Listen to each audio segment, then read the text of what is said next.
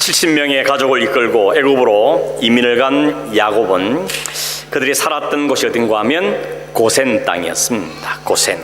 이 고센 땅은 지도를 보면 나일강, 이게 삼각주죠. 이 삼각주 나일강의 동쪽 끝에 있는 애굽의 경계지역에 있는 곳이 고센 땅입니다. 왜 고센 땅이었을까? 첫째 이유는 그 땅은 목축하기에 적합한 땅이었다 그랬습니다. 원래 이 애굽 사람들은 농사를 지어 사는 사람들입니다. 농사가 잘 되는 게 좋은 거죠. 그래서 그들은 많은 신들을 가지고 있는데 그 신들은 대부분 다 농사를 잘 되게 하는 풍요와 다산의 신들입니다. 특별히 그들은 농사를 짓는 물의 근원인 나일강을 신으로 숭배하고 있었습니다. 그리고 매일 아침 그물에 가서 신상을 씻으므로 그 강은 신성한 곳이다 이렇게 생각들을 했습니다. 여러분, 모세가 이스라엘 백성들을 이끌어갈 때 10가지 재앙을 베풀었죠. 10가지 재앙 중에 첫 번째 재앙이 뭐였습니까? 몰라서 대답을 안 하시는 건지, 그 쉬운 걸 왜 물으시는가 이렇게 하시는지 모르겠습니다. 10가지가 뭡니까? 피개이, 파악, 도구, 맥함장. 이게 10가지입니다. 첩자만 따서. 첫 번째가 피죠. 나일강의 모든 강물이 다 피로 바꿨습니다. 뭘 의미하겠습니까? 자신들이 신으로 섬기는 것, 자신들의 생명의 근원을 생각하는 그 강을 피로 바꿔버려서 그건 아니라는 겁니다.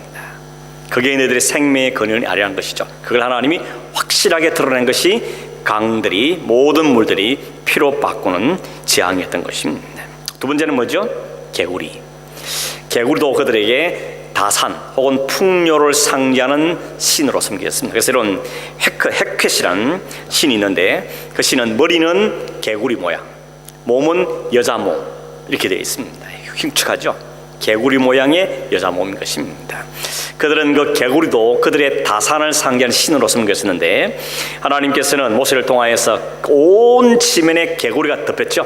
밥상이고 침상이고 침대고 방이고 어디든 다 개구리가 막 펄쩍 뛰어다닙니다. 너희들이 그렇게 좋아하는 신 다 가져라 하는 그러신 거죠.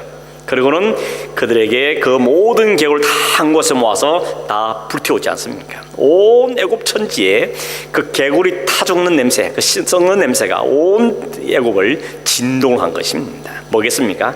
헛되다는 것입니다. 이 헛되고 험한 것은 너희들이 신으로 섬겼다는 것을 하나님께서 재앙을 통해 분명히 보여주신 것입니다.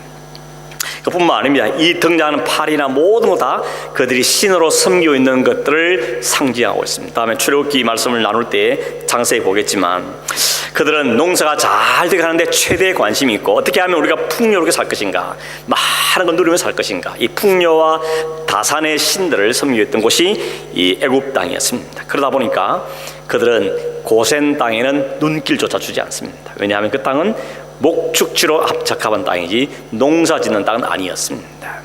하나님께서 그들에게 고센 땅에 살게 한 이유를 아시겠죠? 그들이 애굽 땅에 살지만 애굽 땅의 문화, 애굽 땅의 그 신들, 애굽 땅의 사상, 그런데 물들지 않도록 하나님이 따로 구분해 놓으셔 거기에 살게 하신 하나님의 배려인 것입니다. 두 번째는 또 하나 이유는 나일강 하류 동쪽 경계지역이라고 그랬습니다. 400년이 지난 다음에 온 이스라엘을 이끌고 모세가 그 애굽 땅을 출발할 때 신속하게 빠져나가도록 하나님 제일 동쪽 끝에 경계지역에 하나님이 머물게 하신 것입니다.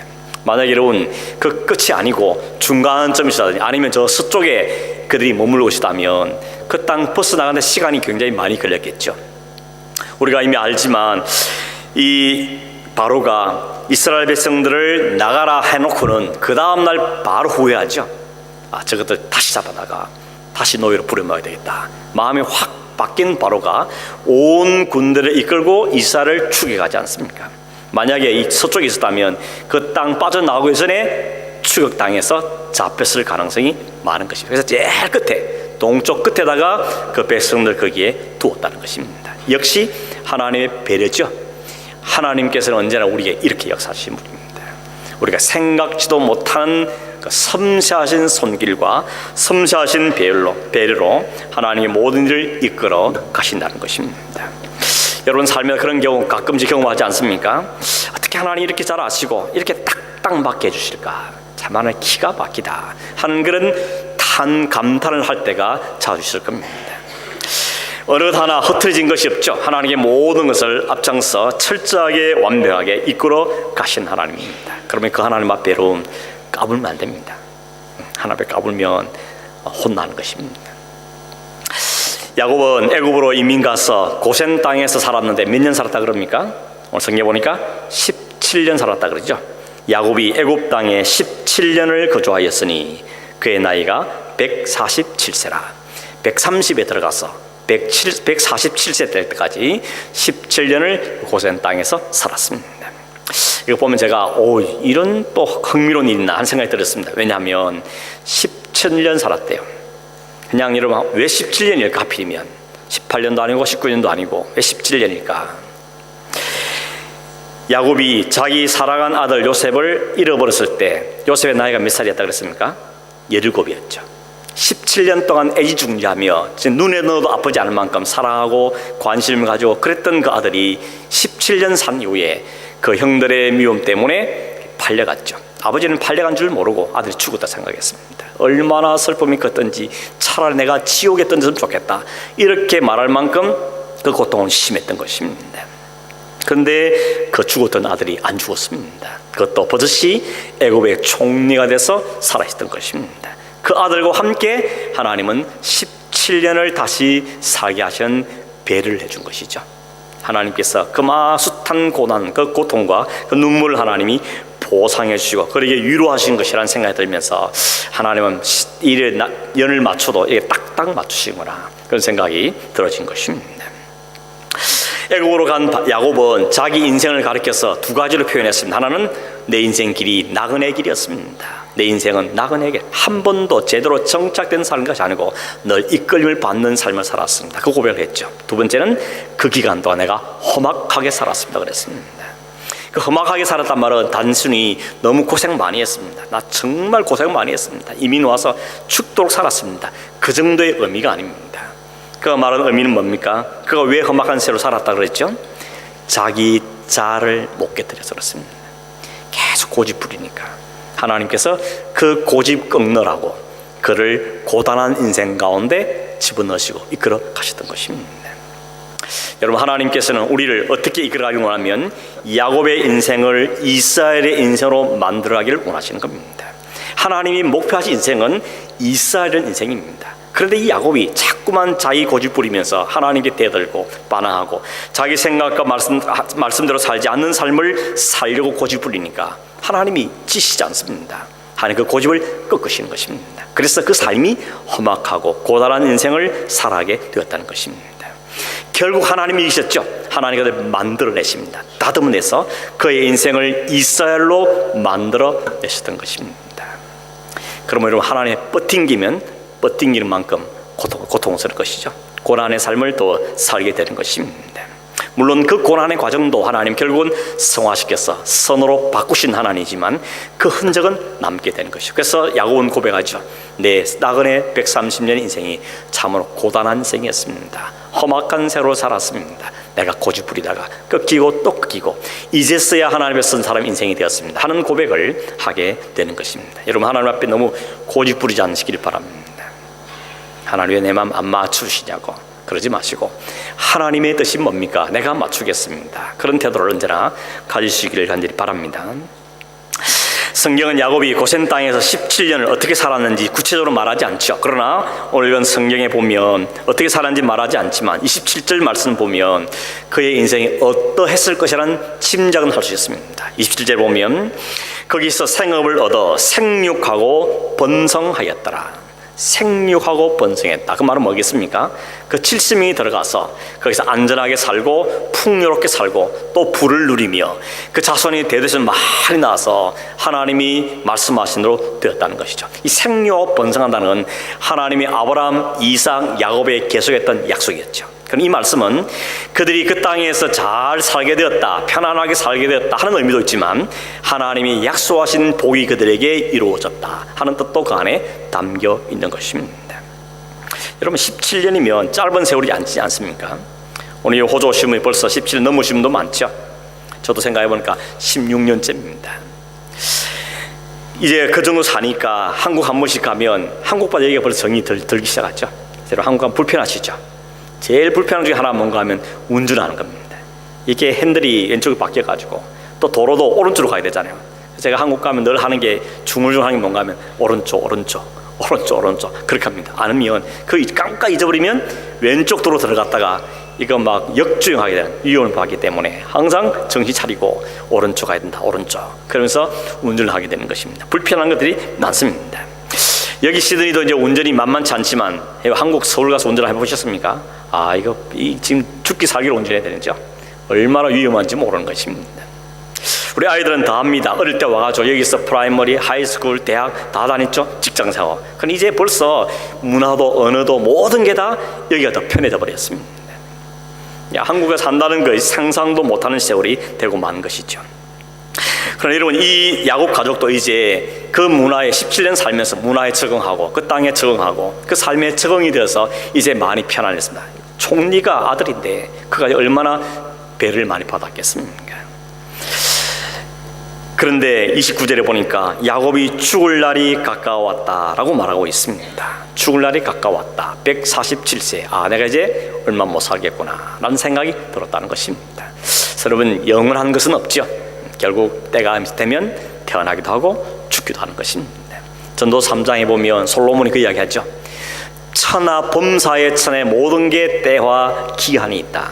날 때가 있고 죽을 때가 있고, 심을 때가 있고 뽑을 때가 있고, 아플 때가 있고 치료될 때가 있고, 울 때가 있고 웃을 때가 있으며 슬퍼할 때가 있고 기뻐할 때가 있다. 이 때를 이야기하고 있습니다. 사람이 태어났으면 죽을 때도 있는 것이죠. 그러면 여러분, 우리 때를 안다는 게 굉장히 중요하죠. 이 타이밍 아는 것 얼마나 소중합니까? 이 때가 무슨 때인가, 지금 때가 어느 때인가 하는 걸 아는 것은 굉장히 지혜로운 사람이라고 말할 수가 있을 겁니다. 야곱은 지금 자신의 인생의 마지막 때가 됐다 하는 것을 알아챈 것입니다. 마지막 때가 되면 자신의 인생을 마감하기를 원하죠. 잘 정리하기를 원합니다. 이 야곱은 어떻게 정리합니까? 아들을 부릅니다. 아들을 부르면서 그 아들에게 마지막 부탁을 하는 장면을 보게 되는 것입니다. 요셉도 사실은 그 때를 잘 분별해서 총리되었고 나라를 이렇게 잘 만든 것이죠. 물론 하나님이 다 지혜를 주셨기 때문이지만, 야곱이 이제 요셉을 불러서 마지막 부탁을 하는데, 마지막 부탁이란 말은 다른 말로 하면 유언이지 않습니까? 유언이죠. 사람이 한평생을 살고 나서 죽을 때가 되면 유언을 남기게 됐죠. 물론 갑작스러운 사고라든지 이런 걸 통해서 유언을 채 못 남기고 돌아가시는 경우도 있긴 하지만, 많은 분들이 자녀들을 모아놓고 마지막으로 하고 싶은 말들을 유언으로 남기는 분들이 많습니다. 아니면 미리 유언장 써두고 계신 분도 계시죠. 저도 과거에 시드니에서 아버지 학교 할 때 가보니까 숙제를 내주는데 내일까지 올 때 유언장을 써주십시오 그러더라고요. 집에 가서 곰곰이 생각하면서 내가 유언장을 뭐라고 써야 될 것인가 라고 생각해 보니까 기분이 참 묘해졌습니다. 그럼 그때 어떤 마음이 드는가 하면 내 인생에 상당히 솔직해지는 걸 느꼈습니다. 내가 어떻게 살아왔는가, 어떤 삶을 살았던가, 그리고 우리 자녀들 어떻게 살기를 원하는지, 내가 죽고 난 다음에 어떻게 되기를 원하는지, 이런 것들을 좀 정직하게 생각해보는 기회가 되어지는 것을 경험했습니다. 어떤 분은 죽기 전에 솔직하기 때문에 자녀들이 마음속에 꼭 담고 있던 그 이야기를 아버지가 유언으로 내는 걸 보면 자녀들이 깜짝 놀라는 경우가 있죠. 아니, 아버지가 저런 생각을 해서 살았구나, 우리 어머니 마음속에 저런 마음이 있었구나 하는 걸 깨닫게 보면서 깜짝 놀랄 때가 종종 있는 것입니다. 옛날에 어떤 사람이 정육점을 운영하는 있을 때입니다. 정육점 운영하는데 무슨 고기가 잘 팔는가 하면 돼지고기가 그렇게 잘 팔렸답니다. 돼지고기 팔아가지고 부자가 된 겁니다. 소문이 나는 바람에 부자가 됐습니다. 이 사람이 돈을 많이 버니까 다른 사람을 많이 도와야지 하고 기부도 많이 하고, 그 사람들이 그 사람을 굉장히 좋게 생각하고 칭찬하는 그런 사람이 됐다는 겁니다. 이 사람이 죽을 때가 다 되어서 유언을 남기는데 사람이 도대체 무슨 유언을 할까 궁금하지 않겠습니까? 저런 사람 도대체 무슨 유언을 할까 궁금해서 귀를 쫑긋이 세우고 있었는데, 그 사람의 마지막 유언이 뭔가 하면 이랬답니다. 웃자든지 돼지고기는 얇게 썰어야 하느니라. 그러고는 죽었답니다. 뭘 알 수 있습니까? 이 사람 마음속에는 언제나 돼지고기가 꽉 차 있는 것입니다. 어떻게 해야 잘 팔아서 돈 잘 벌 수 있는가, 자녀들에게도 이렇게 해서 돈 많이 벌고 살아라, 그런 의미였겠죠. 우리의 평소의 관심과 소원이 뭔지는 사실 죽음 앞에 가면 정확하게 들어가겠습니다. 어떤 분은 죽음을 기쁨으로 맞는 사람도 있고, 어떤 사람은 죽기 싫어서 발버둥 치는 사람도 있는 거 보죠. 그때 어떤 분은 잘 살지 못한 것 때문에 끌끌끌 하고 간다 그러죠. 그때 그러지 말 걸, 그때 잘 할 걸, 그때 이렇게 할 걸, 그러면서 간다는 것입니다. 오늘 성경의 야곱은 마지막으로 남길 말에서 요셉을 부른 다음에 유언 같은 이야기를 남긴 것이 29절이죠. 그게 뭐 이렇게 말했죠. 내가 네게 은혜를 입었거든 네 손을 내 허벅지 아래에 넣고 인애와 성실함으로 내게 행하여 애굽에 나를 장사하지 아니하도록 하라. 손을 허벅지에 넣는다는 것은 이 과거에는 맹세할 때, 중요한 맹세할 때 하는 언약적인 약속의 행위였습니다. 근데 이렇게 말하죠. 이렇게 말합니다. 내가 네게 은혜를 입었거든 이렇게 말합니다. 어떻게 생각하면 아버지 야곱이 아들에게 은혜를 입었죠. 기근에 돼서 다 죽을 수밖에 없는 환경에 처했는데 그 총된 아들이 그 가족을 고스란히 애굽으로 와서 땅도 마련해두고 거기서 잘 살 수 됐으니까 그건 은혜를 입었다 하는 생각이 들어집니다. 그러나 여러분, 야곱은 그 요셉의 개인의 은혜만 생각은 아닙니다. 옛날에 야곱과는 야곱이라면 그렇겠죠. 그러나 이 야곱은 이제는 바뀌었습니다. 이스라엘로 바뀌었습니다. 생존만 생각하는 사람이 아니고 생명에 관심 있는 사람으로 바뀌어 있는 것입니다. 지금 야곱은 옛날과 야곱과는 다르다는 것입니다. 그걸 어떻게 알 수 있냐면 바로에게 축복하는 것이나 혹은 자기 인생을 나그네 길이요 험악한 세월 살았다고 고백하는 것이나 나중에 자녀들을 복주는 축복하는 장면, 이런 걸 보면 이제 그 야곱은 더 이상의 옛날의 야곱이 아니라 이제 하나님 은혜를 아는 사람으로 바뀐 것을 알 수가 있습니다. 그러므로 야곱이 지금 요셉을 통하여서 내가 은혜를 입었거든 이렇게 말하는 것은 단순히 아들의 은혜, 아들의 보상을 받았다는 그 의미보다는 그 아들 속에 역사하시는 하나님을 본 것입니다. 그가 왔죠. 17년 사는 동안에 요셉에게 많은 이야기 들었겠죠. 하나님 어떻게 자기 인생을 이끌어왔는지, 어떻게 자기가 남의 노예를 살았으며 감옥에 갇혔으며 어떻게 총리가 되었으며 이런 이야기를 낱낱이 했겠죠. 그걸 들으면서 그 야곱은 하나님께서 이 아들을 나는 죽었다고 생각하고 포기하고 있고 슬퍼했는데 하나님 그 아들을 섭리와 계획이 있어 그를 이끌어 가시고 지금까지 이렇게 만들어 가셨구나. 역시 하나님은 우리의 은혜로운 하나님이시다 하는 것을 그가 분명히 알고 깨닫게 된 것이죠. 그래서 그는 지금 말하죠. 내가 네게 은혜를 입었거든. 이 말의 의미는 사실은 하나님의 그 은혜를 이야기하는 것이죠. 하나님이 너를 통해서 베푸신 그 은혜가 오늘 내게 있기를 원한다 하는 그 의미로 이해할 수가 있는 것입니다. 마찬가지로 인애와 성실함으로 내게 행하라 하는 말도 이 요셉에게만 하는 것이 아니라 그 하나님께서 인애와 성실함으로 그 요셉을 다루었던 것처럼 베풀었던 것처럼 내게도 그 은혜와 성실함이 있기를 바란다는 그런 의미로 이해할 수가 있는 것입니다. 뭘 요청했습니까? 하나죠. 내가 죽거들랑 여기다 장사하지 말고 내 조상들의 묘에다 나를 묻어달라 하는 게 야곱의 부탁이었습니다. 그게 야곱의 소망이고 야곱의 유언이었습니다. 그 야곱이 묻히고 싶어하는 그 조상의 묘라는 것은 뭔가 하면 그슬 올라가서 자기 할아버지인 이 아브라함이 그 아내인 사라가 죽었을 때 그 사라를 장사를 지내야 되는데 묻어야 되는데 무덤이 없으니까 그 당시에 헷 사람에게 가서 이 밭을 파십시오. 왜냐하면 그 밭에 막벨라 굴이 있었기 때문에 그걸 샀습니다. 처음에는 헷 사람들이 그 굴 마음대로 이용하십시오, 무상으로 이용하십시오 그랬는데 아브라함은 아니라고 돈을 은 400을 주고 그걸 정식으로 자기 소유로 삼았습니다. 왜 그런가 하면 하나님께서 아브라함에게 말씀하시길 네가 지금 있는 그 땅을 내가 너에게 줄 것이라 약속했기 때문에 이 땅은 하나님의 약속의 땅이고 내 땅에 우리 후손이 차지할 땅을 알았기 때문에 나중에 딴소리지 않도록 그 땅을 사서 자기 소유로 삼아두었던 것입니다. 그래서 자기 아내를 묻었죠. 아브라함이 죽었을 때 거기에 묻습니다. 아브라함의 아들인 이삭과 이삭의 아내도 거기에 묻힙니다. 야곱도 자기 아내인 레아를 거기에 묻습니다. 그 조상의 묘에 나도 거기에 묻히기를 원한다. 저는 이야기하고 있는 것입니다. 저도 한국에 가면 저희 가정에 선산이라는 게 있습니다. 경북 김천에 가면 선산이 있는데 거기 저기 할아버지 뭐 큰아버지들 다 거기에 묻혔습니다. 지금 생각해보니까 그게 무슨 의미가 있는가 하는 생각이 듭니다. 그 단지 여기 야곱이 거기 선산이기 때문에 조상들이 함께 묻힌 곳이기 때문에 나를 묻어달라 그 이야기하는 건 아닙니다. 이유는 뭡니까? 거기가 하나님의 약속이 땅이기 때문에, 거기에 하나님의 약속이 있고 거기에 하나님의 은혜가 있고 하나님의 그 약속하신 곳이 그거기 때문에 나도 거기에 있기를 원한다는 생각을 하죠. 여기 지금 살고 있는 곳이 육신적으로는 굉장히 편안하고 모든 게 안정이지만 내가 영원히 살 곳은 여기가 아니라는 것은 야곱은 이미 알고 있다는 것입니다.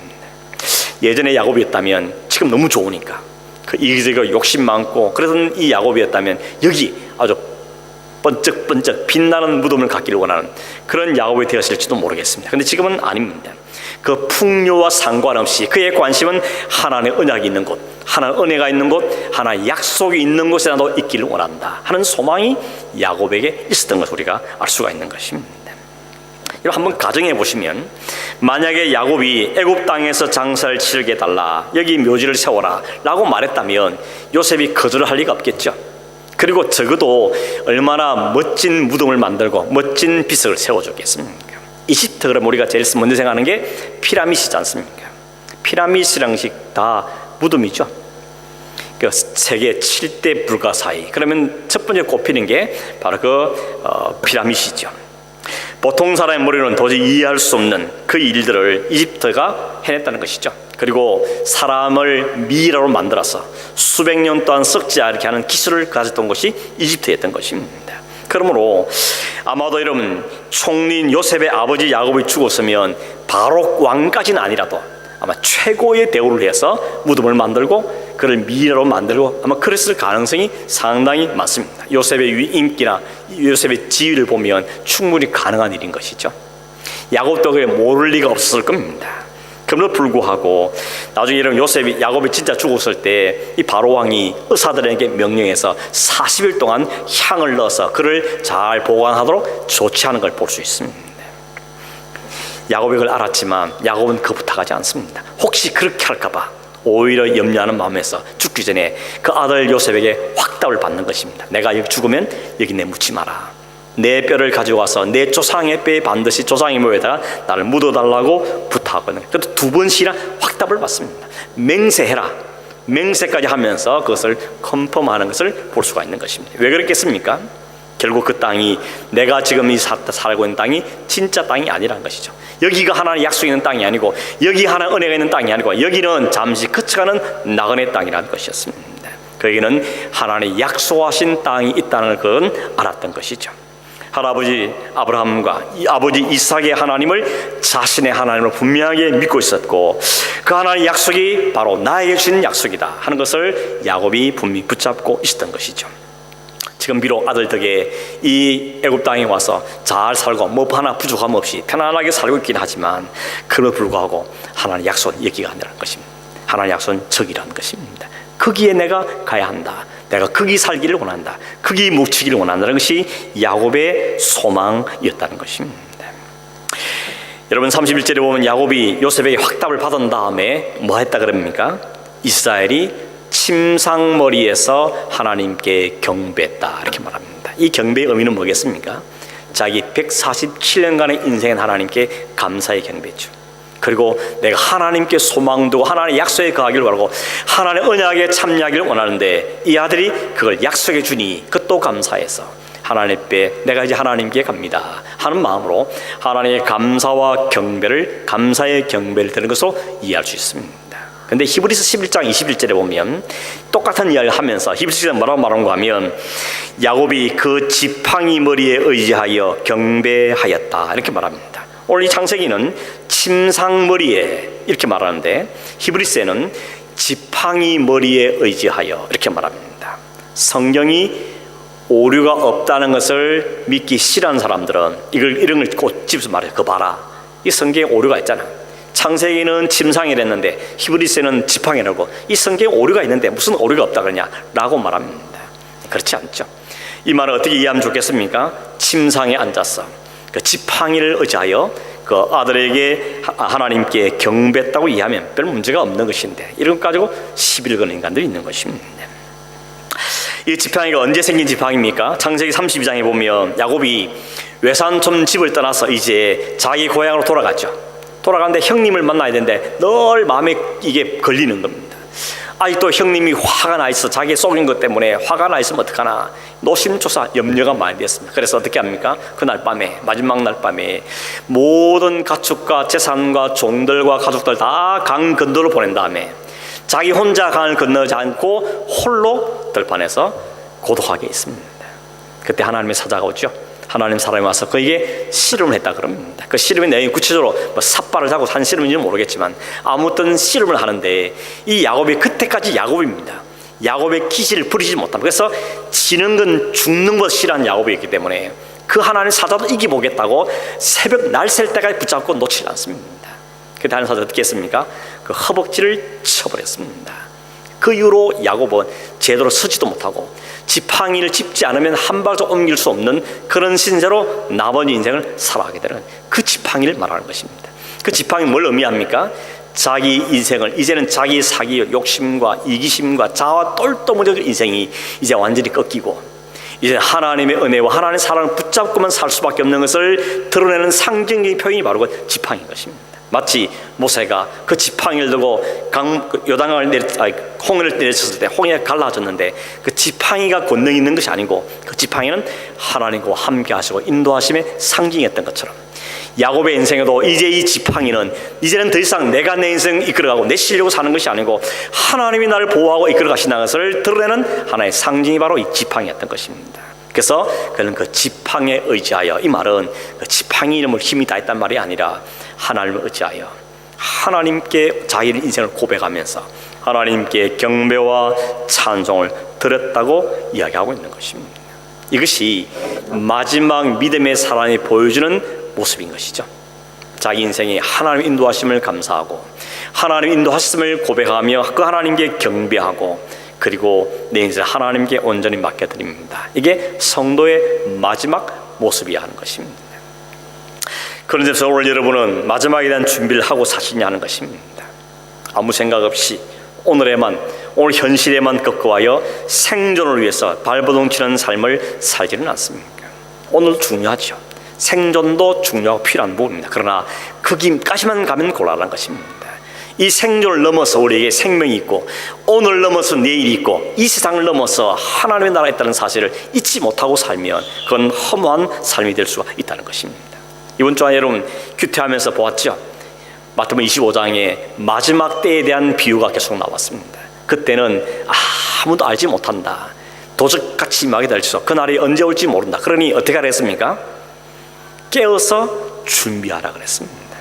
깨란 말은 안 잘리고 눈을 막 부릅뜨고 막 머리를 흔들고 크게 깨는 게 아니고 정신을 차려라. 그 때를 알라는 것입니다. 내 때가 혹은 이 세상의 때가 어느 때인지 어느 때에 와 있는지 어디를 향해 가고 있는지를 알고 그 때에 맞게끔 자신의 삶을 준비하며 살라는 것이 그 의미의 내용이었던 것입니다. 마치 슬기로운 다섯째처럼 신랑이 오실 날을 기다리며 사모하는 마음으로 기름을 넉넉히 준비해두고 그 성령이 올 때까지 기다렸던 것처럼 때로는 졸기도 하지만 그 신랑 사모하는 마음 가진 사람처럼 우리에게 그런 삶을 살 것을 요청하고 있는 것입니다. 그런데 오늘 우리가 너무 세상에 깊이 빠져 있지는 않느냐는 것이죠. 이 세상에 열심히 살아야 되겠지만 그러나 이 세상이 다인 것처럼 열심히 사는 것은 아니라는 겁니다. 마치 이 세상에서 모든 걸 얻을 수 있는 것처럼 착각하며 사는 것은 곤란한 것입니다. 여러분 돈을 많이 벌면 잠시 행복한 것 같지만 그 돈이 진짜 우리 인생을 다 행복하게 해주지 않는다는 이미 아셨죠? 이미 여러분 경험해 보시지 않습니까? 이걸 가지면 모든 걸 행복할 줄 알았는데 가져보니까 이게 다가 아니라는 걸 이미 아시면 삶을 살고 계신 것이죠. 정신없이 세상에 헛된 걸 붙잡기 위해서 발버둥치듯 살면 마지막 결국은 허무하게 껄껄거리면서 살 수밖에 없다는 것이 우리의 인생임을 우리 앞선 사람도 우리에게 보여주고 있는 것입니다. 어떻게 살아야 됩니까? 하늘을 기억하며 살아야 되는 것입니다. 여기가 마지막이 아니라는 것을 알고 사셔야 된다는 것입니다. 마지막을 알면서 오늘의 주어진 삶에 성실하게 사는 것이 성도가 살아야 될 삶의 태도입니다. 그 삶을 살아가는 데는 오직 우리에게 필요한 게 하나님의 은혜가 필요한 것이죠. 우리에게 필요한 걸 공급하시고 우리의 삶을 이끌어 가시는 그 하나님의 은혜가 우리에게 꼭 필요하다는 것을 잊어버리면 안 된다는 것입니다. 하나님 은혜가 함께하면 그곳이 광야랄지라도 기쁨과 감사가 충만하지만 하나님 은혜를 알지 못하면 그 풍요로운 애굽에 살아도 그 풍요가 아무런 의미가 없는 삶을 살 수밖에 없게 되는 것입니다. 야곱은 우리 오늘 인생을 우리에게 도전하고 있습니다. 우리 인생이 지금 어디에 와 있는지, 어디에 향해 가고 있는지를 생각하라는 것입니다. 렌트 살아보면 그거 많이 경험하시죠? 렌트 한 2, 3년 살았다, 5, 6년 살았다. 그 렌트 기간 끝나고 다른 이사 가면 어떻게 합니까?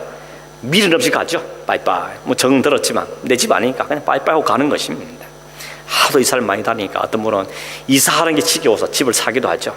그렇다고 해서 우리가 이 세상을 떠날 때 집 가지고 갑니까? 잘 살았습니다. 감사하게 살았습니다. 빠이빠이 하고 가는 것입니다. 그게 우리가 이 세상을 사는 삶의 태도인 것이죠. 하늘의 소망을 잃지 않고 하나님의 약속이 어딘지를 알고 하나님이 진짜 우리에게 약속하고 보장하신 것이 무엇인지를 분명하게 잊지 말고 살아야 하는 것입니다. 오늘 의미 없이 염세적으로 살란 말이 아니고 오늘 성실히 살 때 이 삶은 영원한 하나님 나라를 준비하는 삶이고 그 삶을 경험하는 데 의미가 있다는 것을 잊어버리지 말고 오늘 열심히 살 때 소망을 갖고 살고 약속을 붙잡고 사는 것, 그게 바로 오늘 야곱이 오늘 우리에게 보여주는 삶의 태도인 것입니다. 여러분 성실하게 사십시오. 열심히 사십시오. 그러나 우리의 인생이 나그네임을 알고 우리의 약속과 소망은 이것이 아니고 하나님 나라의 사실을 잊지 말고 오늘 삶을 살아가는 저희는 되기를 주의 이름으로 축원합니다. 기도하겠습니다. 고마우신 하나님 아버지, 우리에게 삶을 주시고 생명을 주시고 가정을 주시고 또 일거리를 주시며 이 땅에 살게 하신 하나님 은혜를 감사함을 드립니다.